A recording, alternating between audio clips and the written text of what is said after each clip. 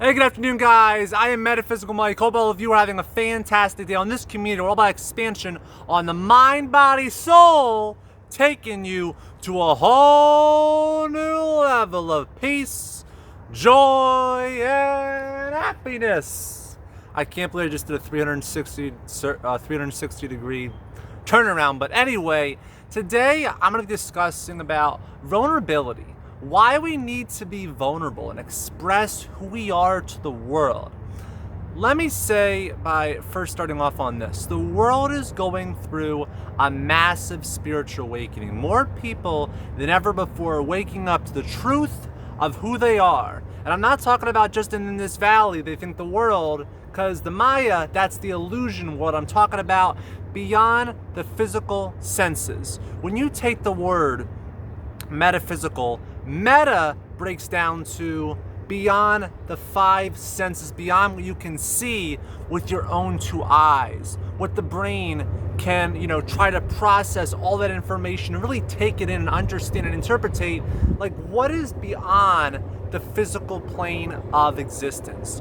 When you are being vulnerable, this is not to say that, you're like complaining and saying, oh, this is wrong, but it's not wearing a mask. I think during most of our lives, society is conditioned to wear this mask and it's glued on our face and we're afraid to remove it. Now, back thousands of years ago, it would have been fantastic because, in Greece, if you were to wear a mask because, they act out different, parts and plays and they acted out, different scenes like in a movie. That would have been wonderful. Or it's good, in a play in, Broadway, New York City to wear a mask, or Batman, to be a hero in a really good movie, from the 1970s and 80s. But it's important to take off the mask. And I'm not talking about just taking off your physical mask. I'm talking about taking off the mask of your soul that has been so conditioned and programmed by society to say, hey, you gotta fit in, you gotta work a 9 to 5. Quite frankly, I don't believe anybody on this planet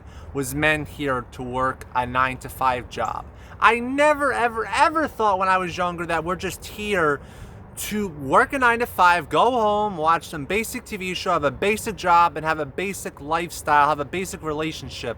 You are here for a divine purpose. You are here for a grand purpose. You're not here just to be in an office from 9 to 5 and look at the clock and say, when am I going to go home? And then, eat crap. You're here to take your life to a whole new level. All of us right now on this planet, we are in the spiritual academy, and we are the students. And what do they say? When the student is ready, the teacher or the master, they will appear right before their very eyes. And we got to come to terms with ourselves and tell ourselves it's okay to be vulnerable. It's okay to cry. Crying is a release.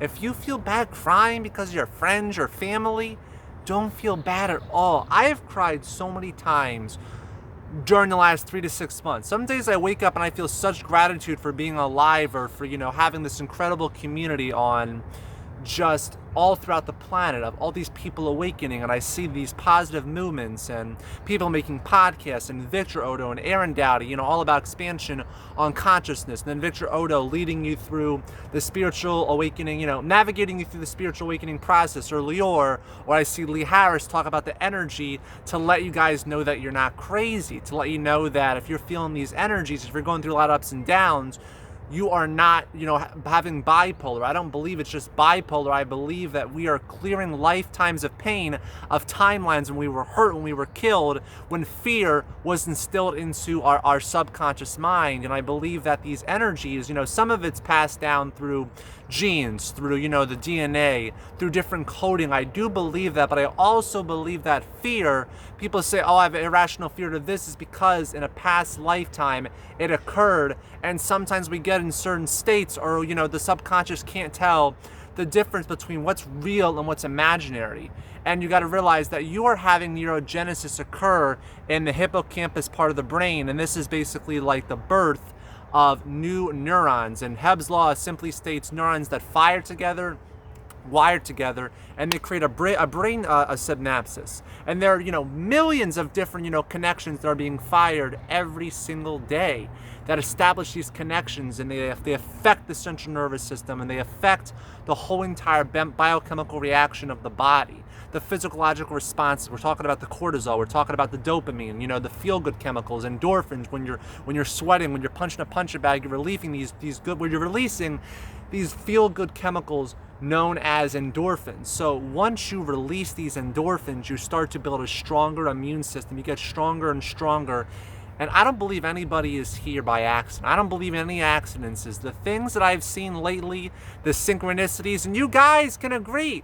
You can comment down below and agree. Yes, comment down below. Yes, if you agree that you're experiencing so many synchronicities that it cannot be an accident. I'm talking about you're thinking of something, and you're seeing it show up. Your dominant thoughts are becoming your dominant reality. You're thinking of a number, and you see 1111 show up on a album when you're just searching through, randomly going through your Spotify search history.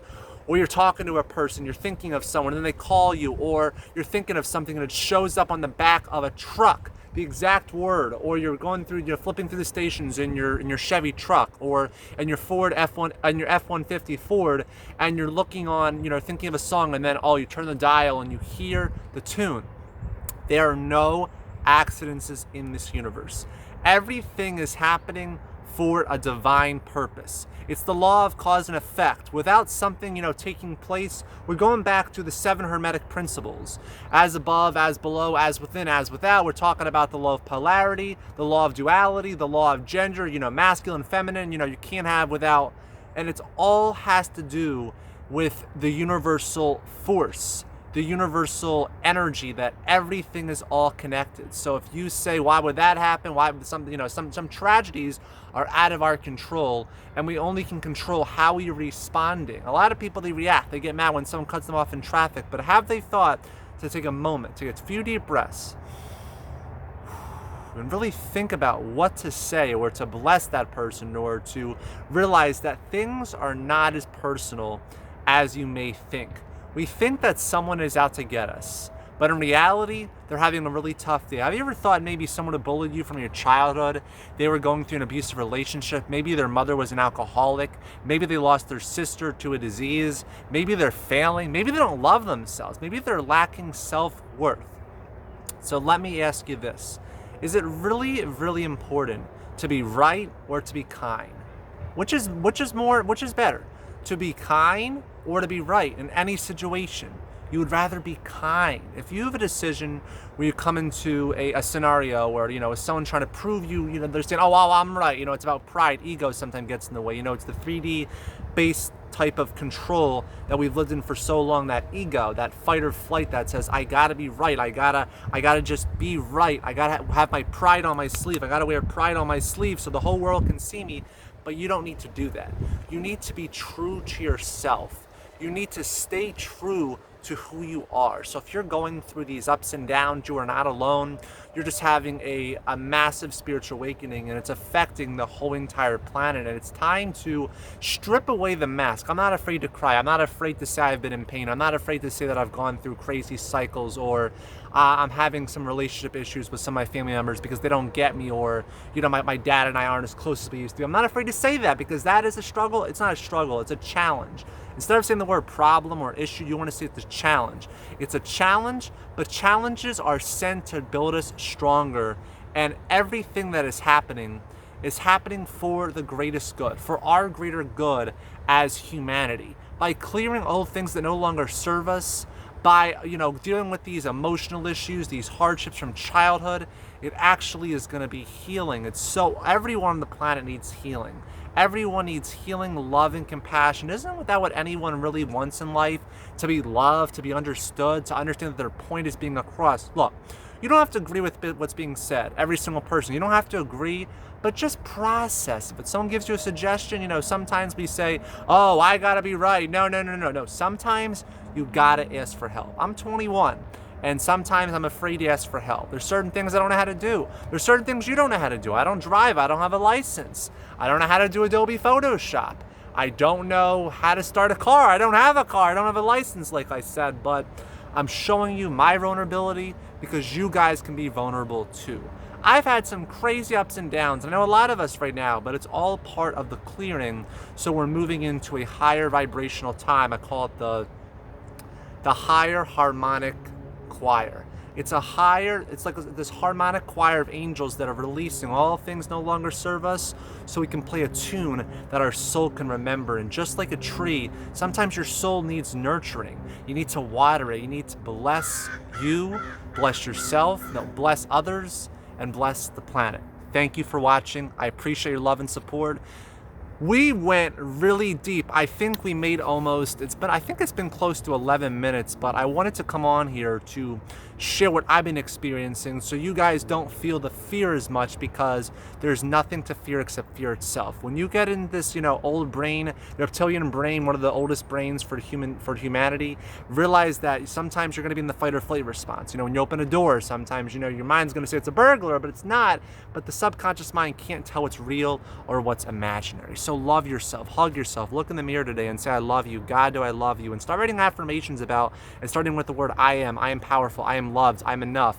And go to sleep and try, before you go to sleep, ask, how can I make a difference in someone's life today? How can I make a difference for humanity? What am I doing? Right now, I'm making a difference by going on here, expressing my vulnerability, why I haven't been as active, and I'm showing you that it's okay to be who you are. You are beautiful, you are enough, to never ever give up. God bless, namaste.